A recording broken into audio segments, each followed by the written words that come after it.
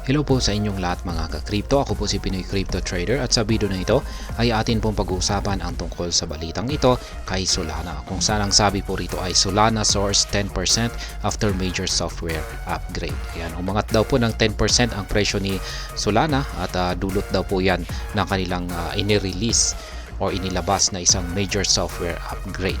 At ang software upgrade na po na ito ay isa po itong solusyon or may kaugnayan po ito para solusyonan ang nararanasan po na major technical issue sa network ni Solana na tinatawag po nilang network congestion. Yung network congestion po na ito ay nagdudulot po ng pagbagal sa transaction nito.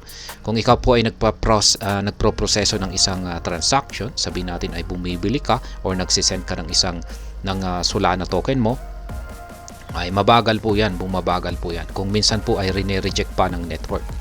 Yan, lumalabas ay bad network. Kaya yan po talaga ang problema kung pag nakakaranas po ng network congestion itong si Solana. Ngayon yung nagdudulot naman po ng network congestion na yan ay kung pag mataas po yung transaction volume nito or mataas yung transaction activity nito or maraming nagtitrade or maraming nagtratransact dito ay hindi po kaya ng kanyang network.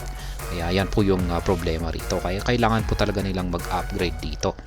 Kaya yan, bago po tayo magpatuloy ay nais ko lamang po munang bigyang linaw ang aking disclaimer kung saan ang nilalaman po ng video na ito ay hindi po ito isang financial advice. For education and information purposes lamang po ang layunin nito. Maliban po dito ay nais ko na rin po magbigay babala na wala pong kahit anumang group chat ang Pinoy Crypto Trader. At ayan, ang sabi rito ay Solana or Sol is all set to bag more gains after dealing with the transaction congestion issue. Its developers have rolled out a new software update version 1.1731 to deal with the matter, of course. The update is aimed at reducing the ongoing network congestion issues recorded by the blockchain. Ayan, mukhang si Solana ay magbibigay pa ng karagdagang gain or kita pagkatapos daw po na magkaroon ito ng temporary solution sa kanyang congestion issue. Siyempre, kung at least mababawasan yung network congestion issue na ito ay yung mga ibang mga investor or traders ay mas magkakaroon ng interest dito kay Solana. Kaya marami pong ilang mga investor at saka traders ang nadidismaya dito kay Solana at lumilipat na lamang po sila sa iba dulot ng congestion issue na ito. Pero ngayon at least nakahanap po sila ng at least solution dito ay magbabalik po sila. Yung kanyang mga developers ay naglabas po sila ng bagong software update na tinatawag po nilang version 1.1731. Ayan, para at least matugunan yung congestion issue na ito. Ngayon, yung update na ito ay ang layunin po nito ay para at least mabawasan yung nagaganap ngayon na kasalukuyang network congestion nitong si Solana. However, Sol price has jumped by around 10% in the last 24 hours. Ayan, umangat daw po ng 10%. Malamang ay dulot po yan ng kanilang inilabas dito na software update na 1.1731. Ayan, kung i-check po natin kay CoinMarketCap, ayan po siya, top 5 po itong nananatiling top 5 po sa market cap ranking itong si Solana. At kung pagmamasdan po natin ang kanyang 24-hour performance ay nasa 7.76 naman po yung kanyang inangat. Ayan, masasabi po natin yan na mataas po yan compared po sa kay Bitcoin, kay Ethereum. Ayan, Solana, mga stablecoin naman po yan. Kay BNB ay 2.48 lamang.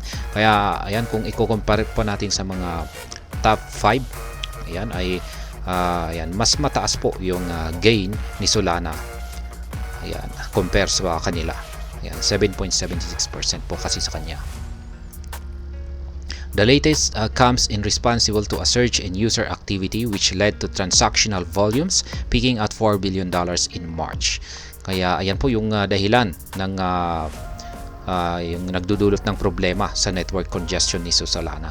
Kung masyadong mataas yung transaction volume. Katulad po ng nangyari nitong nakalipas na buwan ng Marso kung saan ay umabot po ng $4 billion yung kanyang transactional volume. At na-content na po natin yan. Marami po talagang nagkaroon ng problema rito. Yan, maraming nag-complain, yan, umaangal kasi sobrang bagal. Yung iba ay talagang hindi na talaga makapag-transact, kaya naging major issue po ito. Lumabas na rin yung mga kritiko ng Solana. Ayan, nagsasabi na ayan, primarily the surge was driven by the meme coin frenzy.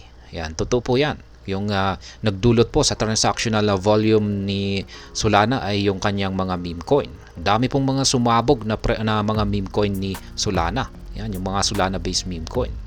Kaya yan po yung nagdulot ng kanyang transactional volume at umabot po ng 4 billion itong nakalipas na buwan ng Marso. At maging hanggang ngayon, kasi marami pong mga lumalabas na meme coin pa rin. Patuloy na may mga bagong lumalabas na meme coin ni Solana na sumasabog. At dahil dyan ay yan na rin patuloy na nagdudulot sa kanyang transactional volume na masyadong mataas. At yan, ang impact nito ay nagkakaroon ng network congestion. As reported earlier, the congestion issues resulted in a spike in failed transactions. Certain smart contracts flagged transactions as bad requests. This issue came in despite being successfully submitted to the Solana network. Ayan na nga, yung sinabi ko kanina. Maski nag-transact ka, sabihin natin ay nag-send ka ng iyong Solana or bumili ka or ikaw ay yan, basta nag-process ka ng transaction, ay maski nag-successful ito ay lumalabas yung error na nagsasabing bad request or ito ay nag-failed. Yan, failed transaction. Yan po ang dulot ng network congestion na yan. Kaya talagang malaking problema po talaga yan. To address these challenges for better working, the latest update looks for good transactions first from validators with stakes. This move enhanced the quality of service and prevented lower quality validators from malicious flooding the network. Kaya yan mukhang una po nilang ginawang hakbang rito ay ang ayusin or maghanap ng magandang mga validators. Yan, kasi kung pag yung mga low quality validators ang tinanggal po nila yung mga low quality validators. Kasi parang sila po talaga yung nagdudulot ng malicious na flooding sa network ni Solana. Rex St. John, head of developers relations at Anza, highlighted that version is the first in a series of planned updates. Kaya yan yung kanilang inilabas daw po dito na software update ay ito raw po yung kauna-unahan na version. Kaya ayan, may ibig sabihin ay meron pang sunod yan na update. There are other steps that need to be taken to alleviate network congestion. Validators who are responsible for confirming transactions and securing the blockchain network are encouraged to update their nodes. Kaya yan, sabi niya rito ay hindi lamang daw po dapat tayo nakaasa sa software updates or upgrade na ito. Yung mga validators ay meron din po silang responsibilidad ayan sa pagko-confirm ng mga transactions at pagsisecure po sa network ng blockchain. Kaya ina-encourage po nila or hinihikayat po nila na yung mga validators na ito ay upgrade naman po nila yung kanilang mga nodes. Kaya yan po, si Solana ay nakaranas daw ng 10% na pag-angat sa kanyang presyo at posibleng ang nagdulot po niyan ay ang inilabas ng mga developers ni Solana na isang major software upgrade na nakakatulong para nakakatulong sa nararanasang problema nito na network congestion. At hanggang dito na lamang po tayo sa video na ito. Sana po ay inyong nagustuhan ang aking paliwanag sa video na ito. Kung inyo po itong nagustuhan, pakiclick lamang po ang like button nito. Para naman po sa mga bago lamang dito, kayo po ay aking inaanyayahan para mag-subscribe. Pakiclick na rin po ang bell icon nito dahil ito po ang siyang magsisilbing notification nito sa mga bago kong videos na akin pong ina-upload sa aking YouTube channel na ito. Marami pong salamat sa panonood. Ingat po tayo lagi at God bless po sa ating lahat.